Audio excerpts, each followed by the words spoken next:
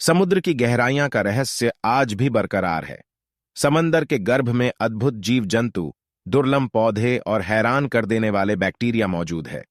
समुद्र की गहराइयां 21वीं सदी में भी रहस्य बनी हुई हैं, जबकि धरती का करीब 70% हिस्सा समुद्र से घिरा है।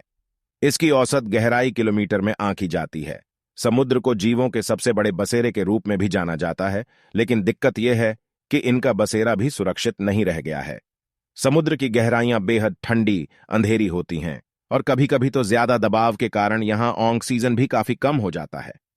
दबाव की बात आई है तो तुम्हें बता दें कि धरती पर जितना दबाव महसूस होता है, समुद्र की गहराइयों में यह 1000 गुना ज्यादा होता है।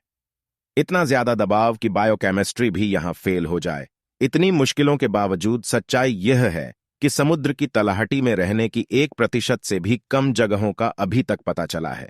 जानते हैं समुद्र की गहराई के इस 1% में रहने वाले जीवों और वनस्पतियों की किस्मों के बारे में। समुद्री दुनिया के अद्भुत जीव गहरे समुद्र में अजीब रहन सहन वाली दुनिया में शार्क, डरावनी शक्लों वाले ड्रैगन जैसी दिखने वाली मछलियां रहती हैं। इनकी आंखें वहीं से लैंप की तरह दमकती हैं। चमकीली मछलियां, केलाकैंथ नामक मछली, कमल जैसे दिखने वाले रेंगते फूल, ब्लड रेड समुद्र फेनी, स्क्विड, भयानक सूंडों वाले काले ऑक्टोपस, करीब 1 मीटर चौड़ी जेलीफिश, रेंगने और कई भुजाओं वाले पौधे और जेलीफिश जिनके चमकीले चंगुल से बच पाना आसान नहीं, क्योंकि इन्हीं से ये मछली अपने शिकार को आकर्षित भी करती है। लेकिन इन समुद्री गहराइयों में शायद सबसे ज्यादा नाटकबाज जीव है करीब 13 मीटर लंबा स्क्विड। इन्हें आर्किट्यूथिस भी कहते हैं। हाल में पहले बार इन्हें जिंदा पकड़ने में कामयाबी मिली है। यह करीब 15 मीटर लंबा जीव है, लेकिन इसे कभी जीवित नहीं देखा गया। गहरे समुद्र में इसका बराबरी करने वाले 2 जीव हैं, स्पर्म व्हेल और अंटार्कटिक स्लीपर शार्क।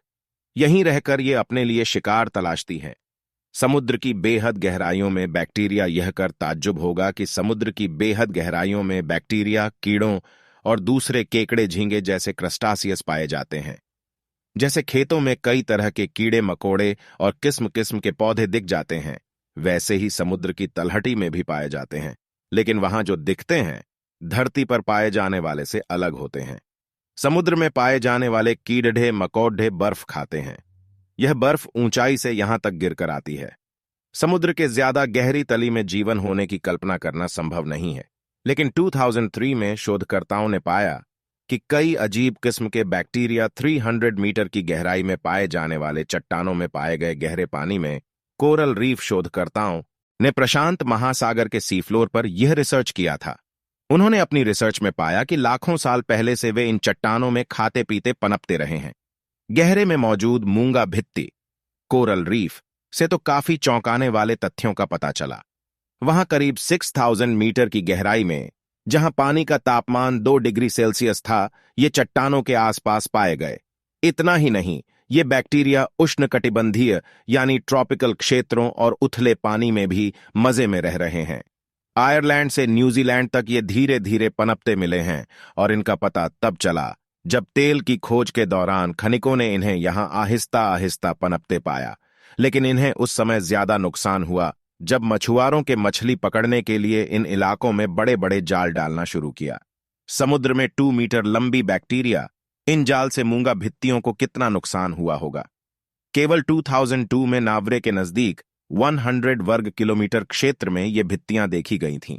लेकिन कीड़ों की बात करें तो 2 मीटर लंबी रिफ्शिया पचिटिला नामक बैक्टीरिया भी इन्हीं समुद्रों की बहुत गहराई में पाई जाती हैं। इसी तरह समुद्र के भीतर 121 डिग्री सेल्सियस की गर्मी में भी कुछ बैक्टीरिया को जीवित पाया गया है। खास बात तो यह है कि समूची पृथ्वी पर पाए जाने वाले पर्वतीय श्रृंखलाओं में से एक है 70,000 किलोमीटर लंबे समुद्र के भीतर का पर्वतमा क्षेत्र। समूचे समुद्र में ऐसे करीब 1 लाख बड़े पर्वतनुमा क्षेत्र हैं, जहां मछुआरों की टोली अपने उपकरणों से बड़े स्केल पर मछलियां मारने में लगे हैं।